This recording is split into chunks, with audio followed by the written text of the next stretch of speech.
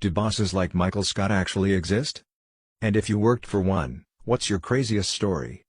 My first boss in America, I was 21, he was Asian American. I had never seen The Office but noted the absurdity. He would get free potato chips from a guy in a company truck and would stuff his cheeks in the middle of telling me what to do. He always offered some.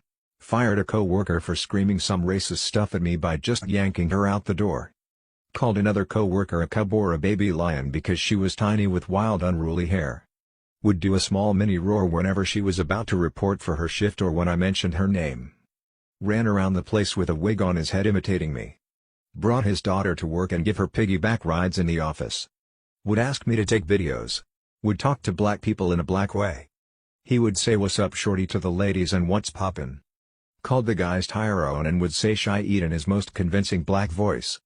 It was actually pretty good. Would ask me to teach him random Arabic words so he could yell them sporadically in the middle of the day. He always got the accent right. Had an open door policy and would do shots in his office. Started a small chicken farm in the back of the building and would give out whole chickens to the staff. Had me and a coworker try to slaughter one time. I couldn't and nicked it just a little bit and shrieked, spraying all three of us with blood. Received a visit from the city people to tell him he couldn't keep chickens in back. He was rounding the main floor with a small basket of freshly laid eggs just as they were asking for him.